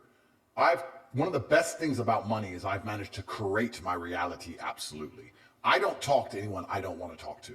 If you come to me and say, we can make $100 million, but I don't like your shirt, then you can get fucked. That's my life now. Because I don't need money and I don't like you. So that's who I am, right? So I've created my reality absolutely. And the number one thing I will not do is talk to negative people. I don't want to hear, I don't care what your story is. I don't care what happened. If all you do is complain, you are not around me, because it is sticky. It's sticky to you. It's sticky to the universe. It leaves a residue. I don't want to hear it. Everyone around me is happy. And not only happy, we're the kind of people, if we're in a trench and we're getting shelled, we're laughing. Yep. We're like, missed. Woo-hoo. That's who we are. Bro, they just hit me with the largest matrix attack on the planet. I should be destitute and disappeared. Here I am on your podcast. I just pulled up in a brand new sports car. I'm like a cockroach, and you drop the nuke to kill everyone. The cockroach crawls out with top G on the back. It's all hilarious, bro. It's a joke. Human trafficking for TikTok. The whole thing's a joke, but here I survive. So you have to be that person. And even my brother and I in jail, sometimes we just look at each other. We'd be sitting there in jail. And sometimes we look at each other and just burst out laughing. Like, this is so ridiculous. But I don't have time for negative people. And especially when negative people come out with their sub stories, I guess I'm kind of fortunate that God has put me through so many difficult things. When people tell me their sub stories, I'm sitting there going, is that it? You're a fuck up because of that? You should have seen what I had to do. Like, so I don't want to hear it. I'm not interested in it. And you're right. You have to be careful who you're around, because you are the sum of the 5 people you spend the most time with. Yeah, you are who you hang out with. Dude, there's a reason why God says sheep. Yeah. We're sheep. Yeah. We're all sheep, bro. I don't need to bring up my past, but my behaviors were intolerable because of the people around me. Oh, absolutely. You are who you hang out with. My father would tell me that all the time. He'd be like, hey, cut it out, bro. You need to stop hanging out with these people that are bringing you down. You know what's interesting about that point before we move on? It's really interesting that people understand. I've never met somebody who disagrees with the point. You are the person who you are the sum of the people you spend the most time with. Yeah. Everyone agrees with that. But then they hang around with dickheads. Well, you know why? Where's the disconnect between those 2 points? Because people like for other people to feel bad for them. They hang on to that. That's their identity. Sympathy. Yeah, it's their identity. What's their favorite emotion? Sympathy. Like we said earlier, their favorite emotion is sympathy. They're looking for sympathy. That's what they want. That's what makes them feel good. That's their favorite food. You have to choose what your favorite food is. My favorite food, I'll be honest with you, and I actually respect, and you give me a lot to think about. And without being arrogant, at my echelon, it's not often I sit down with somebody and they say something that makes me think. But you've given me something to think about, and genuinely, I'm going to think about it. But my favorite food is pride. I do, and I don't know if that's a bad thing, but I love when my woman comes to me and goes, you know what? You just fix everything. They had you in jail, Andrew. You were supposed to be done. They're lying about you all over the MSM. They're saying you're a human trafficker. They stole all your money. They froze all your banks. Why am I on a jet with roses? Because I'm the top G. That's why. Because I'm that guy. She's like, you've just never failed. I've never seen you fail. So correct. I do not fail. I have something to tell you. And just randomly, I just learned about this, and it fits you so well. Sure. I read it again in the Bible. There's gonna be so many people that are like, but I don't give a shit. But that's what the knowledge is. My grandma is from Alabama, and she's a strict Christian. And she's from Alabama, like down the sticks, middle of dirt mud, Alabama. And she, one of my aunts is a lawyer. And I remember my aunt, sorry to interrupt you. My aunt No, I love this. My aunt had a big court case coming up. And she'd spend half her time studying the case and half her time studying the Bible. And I remember being in her house, I must have been about 7 or 8 years old. And my mother asked her name is Liz, Liz, why are you reading the Bible so often? And she said, because that's where all the answers are. Amen. Yeah.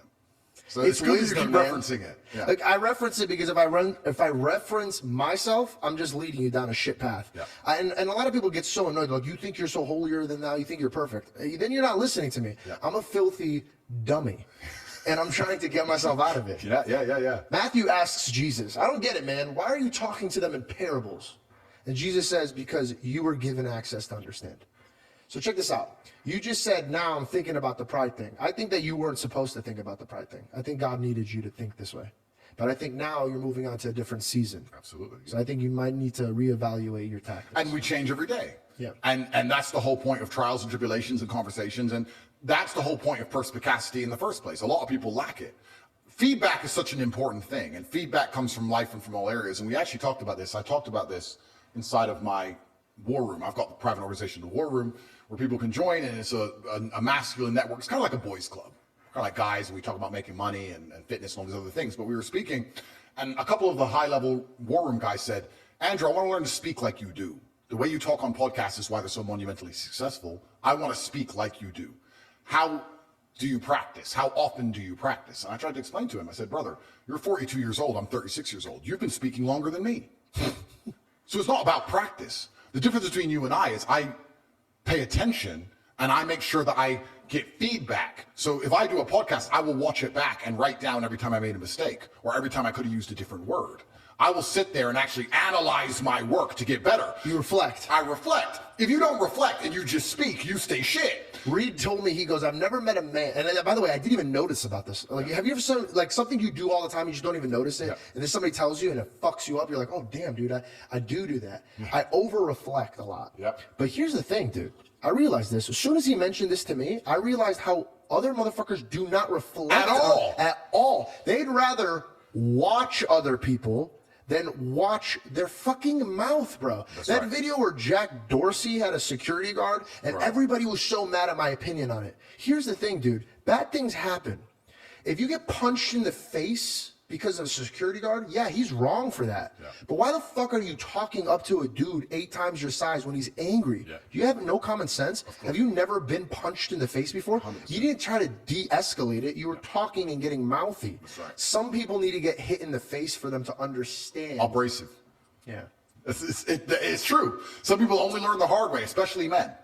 God's actually very nice. Because I believe God gives us a whole bunch of chances to learn a lesson the easy way. It's called life. Of course, He'll give you. Think of the harshest lesson. You didn't have to say what it is, but think of the harshest lesson you've had in the last few years. And think of how many times you had the easy way to learn that lesson. You could have just stopped being a dickhead before it got bad. Like that. Think how many times you could have just woke up and go, nah. Yeah. But we don't, do we? Nope. We wake up like, we got away with it. It's fine. And then bam, you get hit. There's only 2 ways to learn lessons: hard and harder. If you're smart, you take it the hard way. Real idiots take it the hardest way. Yeah. But there's no easy way to learn lessons. So you're right. I agree with everything you say. And that's how God teaches anyway. That's how God is always going to teach, because God is a disciplinarian love. I think it says, someone said this to me, I think in school you learn things and then you're given a test, but with God you're given the test and then you learn things. And that's the way it works. That's why I was even in jail in the first place. That's what I was there for, to learn.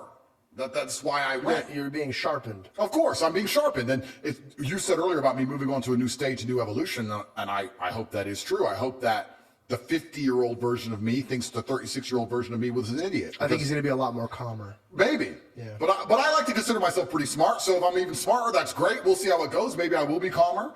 But it's all about reflection and self-reflection and looking back, and that's what we were saying earlier, because most people do not self-reflect on their actions ever. And you nailed it with the reap what you sow. And they don't understand why they end up where they end up. And they think it's someone else's fault. They're like, I can't get anywhere in life. I'm like, yeah, because you work your 9 to 5. When you come home, you smoke weed and play PlayStation. Why does everyone hate me? Because you do dumb shit and you make bad decisions. People want the glory but no work. Oh, tell me about it. Yeah. And not just the glory in no work, they want the glory in no heat. I'll tell you something, man. If you ever end up, and I pray that you don't, in a precarious legal situation, you'll see all the people who want to hang around you when you're famous and when you can get girls, when you can go out and when you can pay bills, all that, they want to hang around for that. But the second their name gets brought up in this heat that you're in, they don't want the heat. No, people want the good. People want the good without the bad. Hey, man, everybody has a Judas. Yeah, tell me about it. Yep. Tell me about it. And you know what you said? I pray I'm not in it. I pray I'm in anything that God wants me to be a part of. And you'll survive. Because your mind's right. Yeah. Your father used to talk about death a lot. Yep.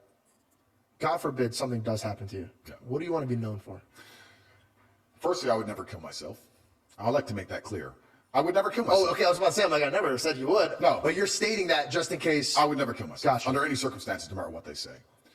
And I think I'll be remembered for somebody who was brave, because I know the danger I'm in if I continue to talk. And when I say this, just like when I used to say about the Matrix and how they lie to us all during COVID, people didn't believe me. I want people to understand the situation I am currently in.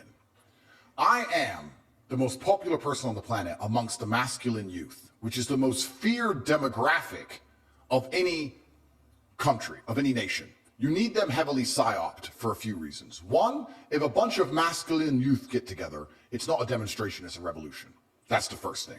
If women start complaining with picket boards, it's a demonstration. If masculine youth get together, it's a revolution. Then you're dangerous because you don't even have a country. Correct. All of them. Across the country, across the world. So they probably thought you were a terrorist. Well, I could be. And that's what they're afraid of. So let's continue. So I have the number one demographic the Matrix needs to psyop. One, because of the revolutionary thing. Two, because you need them. They're the backbone of the slave force. You need them to build the roads. You need them to do the real work for low pay. They're the backbone of the slave force. They do the worst, hardest jobs for the shittest money, and they're the most depressed and most unhappy, and then women don't want to date them because they ain't got a Lambo, and they're sitting there depressed and unhappy, working their ass off, paying their taxes. You need those men psyoped. You don't want me coming along saying there's another way. And third, you need them to die in the military. You need these people. And I'm sitting here speaking to the exact people they don't want me speaking to. UK schools have banned me. My name cannot be mentioned in school in the UK or you get detention, you get punished. What are you talking about? My name can't be banned. Google Andrew Tate banned English schools. In England, if a child or a student says my name, they are reprimanded. That doesn't make sense to me. How is there so much garbage in the world that is legitimately evil? And you could talk about it. Let me give an example. I don't think any man or woman should ever have the right to have their voice be taken. Let me give you an example. I love Jesus. Yep. If somebody came up to me, flick me off and be like, F your God, blah, blah, blah, this and that. Guess what? Hey, man, that's okay. Yeah. You have every right to say that. Yeah. So how is it even allowed? Well, that's the thing. So we go down this path and we talk about how is the mass not seeing that? That's a huge problem. Well, this is the thing, and this is why I talk about the fact that I'm afraid of assassination, and some people think I'm exaggerating. I'm banned from being discussed in British schools. They feel like my name being mentioned in and of itself is detrimental, and they ban my entire name. The problem is this: if I have huge control over the masculine youth, which the Matrix fear, I'm banned from schools. I'm discussed in UK Parliament as a problem. You get to a certain point, and there is a level you can reach which is considered a national security threat. You just said terrorism. National security threats. Do you know what happens once you're deemed a national security threat? All bets are off. Yeah, they're going to murder you. All bets are off. If you're a national security threat, they just shoot you. If a terrorist turns up, what do? You shoot him, right? So I'm teetering on the edge of national security threat, and I'm trying very hard not to. I'm going on podcasts and talking about God, motivation, doing the right thing, working hard, respecting your parents, loving your woman. I'm talking about all the good things, but I'm in this situation now where I'm so immensely popular. When I was in jail, people started planning demonstrations and riots, and from jail, I was like, no, don't do that. If people start burning buildings, they're never going to let me out. Yeah. They're going to keep me in there forever. Like, no, just write emails happily. Like, just stop. Happily, too. Happily. But it's true.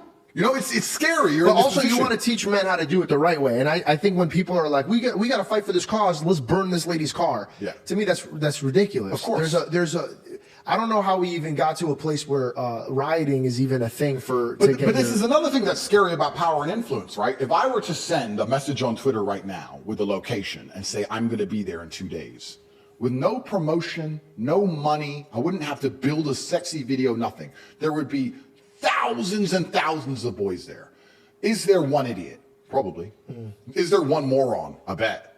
Of course there is. There's a more. If you get a group of anybody, you're gonna get one moron. Yeah. If that moron does something wrong, and he's been at my rally a few weeks before, whose fault is it? Dude, I just said this and I got smoke for saying this. When Kai had his meetup, I wasn't angry at Kai, but I was trying to let them know that famous people nowadays have a little bit more access because we could just go straight to the phone. If you're in the 90s, TV shows, you watch them on the sitcom. But now because we could just dial right into your phone, if Kai goes, hey, I'm going to be in New York. Now, he never said burn New York. He never said break the cars. He never told anybody to do that. In fact, he wanted to just show up and have a great time with the people that love him. He had a great heart for it. But he has to take responsibility for that because none of those problems would have happened if he didn't tweet, I'm going to be there. And that's the thing, right? So you have that level of responsibility to a degree is scary. And Kai, he's young, isn't he? Yeah. He's young, But he's, by the way, great kid. And the people were getting so mad and saying that I'm a huge fan of Kai. I love his content. I love his heart. Every time I see him, he has a great smile on it. He's a great soul. I was just saying, you have to be, with great power comes what? Great responsibility. Okay. That's right. Yeah, no, and you're completely right. So then you have to tie all that in. So I am scared about the fact that someday someone's going to say, you know what, this guy's causing too much problems or he has too much influence. Can he just... Can he just crash his car? Can his jet just crash? Can we just get rid of this guy? Because it fixes a lot of issues. And then you have to sit and say, is my life worth more than the trouble I'm causing to these people? They don't give a shit about me. They don't give a shit about anybody. So you do get to a position where it's scary. And then you have to sit and decide, well, do I want to sell my soul to the devil and cuck? Or do I want to just shut up and disappear, which is also cucking? Or do you want to live for something? And do you want to die as a name as opposed to a number? And I've made that decision, and I'll continue to do what I believe is best. But I think that also, and I want to say this here, I think it's the first time I've said it, I don't want to take too much credit. But I do believe the Matrix is cracking. I do believe now we live in an internet where you can say things you couldn't say 2 years ago. Where information is different. Pendulum. Oh, it's swinging. It's swinging. And I feel like I'm a huge part of that. Dude, I'm not here to gas you up, because then I just look like the guy sucking up to you. Again, there's a lot of things we disagree on, so I'm not sucking up to you. But I don't think anybody had the balls that you had. Oh, absolutely. I went guns blazing at them, at the Matrix. And I went guns blazing at them. And I said on an earlier podcast, I said, this is a 3-stage plan. The Nelk boys asked me, and they said, you became the most famous man in the world. You became the most Googled person on the planet. Every single TikTok video is you. Why did you do this? I said, this is a 3-stage plan. Stage 1 was to become the most known person on the planet, and stage 2 was to get canceled. That's how you put a crack in the dam, for everybody to know who I am, and then know I'm canceled and try and find me somewhere else. And now, oh shit! So you wanted to get canceled to show that doesn't even matter. And I'm now bigger than ever before. So technically, dude, this song has been sung before when Jesus died and then came back. Well, there's also. And by the way, I'm not comparing you to Jesus. No, I want everybody to make sure. This song has also been sung. I don't know if it was Aristotle or Socrates. It was one of them who was assassinated for corrupting the masculine youth. So this song has also been sung. One of them, I can't remember which one, was put to death because they said he corrupted the masculine youth because he told them not to join the army. So it's scary, right? But part 2 was to get canceled because I believed when I came up with this whole idea, when I sat there and I became religious, because I realized there's so much evil in the world, God must exist. You can't equal and opposite force. Light has darkness. Light has a darkness. And I see so much pure evil. The devil must be real, which means God must be real. And I sat there and I decided, please remember, before I became massively overtly famous, I already had plenty of money. I didn't need money. I didn't need to do any of it. When I came up with my plan and I worked with the War Room, we put together a 1-year plan to become the most famous man on the planet, and I pulled it off and I did it. And my plan was to get canceled. And the reason was because I knew that the Matrix the dam had a bunch of pressure behind it. Everyone was tired of the censorship. But when you get canceled, you vanish. And I said, there's so much pressure behind the dam.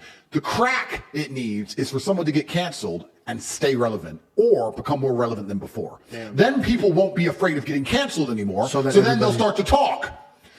And when I got canceled, and I moved to Rumble, and I put together the whole big Rumble thing, and I put together my final message, and I said my unmatched perspicacity coupled with sheer indefatigability makes me a feared opponent in any realm of human endeavor. And I sat down with Patrick Bet David and I said, they fucked up. They shouldn't have deleted me. They're sitting around thinking they got rid of me. They made a mistake. And then the Matrix got pissed off. I got bigger, so they threw me in jail, which made me bigger. So like all of this. So maybe that's why they don't want to assassinate you, dude. But that's the final solution. I know, but I shut up. But think about all the people that get assassinated, bro. Like, they become Mars. You know, it's interesting. I won't say who, but a very famous and very intelligent right-wing commentator said to me, when I was talking to him about all of this, and he agreed with every single word I said. He said, the only way out is through. You have to get so big they're scared to kill you. It's the only way, or they're going to get rid of you. If you stay in the middle, you're going to go. You have to get so big that killing you will cause the problems they don't want you to cause alive. Do you ever think? Have you ever read Job? No. Job is a man, and the devil comes up to him, and he goes, "Of course, he worships you. You gave him everything." Yeah. And God goes, "Okay, fine, go test him, but you can't take his life. You can do anything you want, I think carry on, but you can't take his life." And he does. And so the tactic is, we got to remember that life is held in God's hands, not the devil's hands. So this whole entire demons or these matrix or anything that they want, as much as powerful as we all think they are, they only move when God wants them to move. I agree with you. And when I came to this industry, my mom said one thing, because I was scared. I was scared of the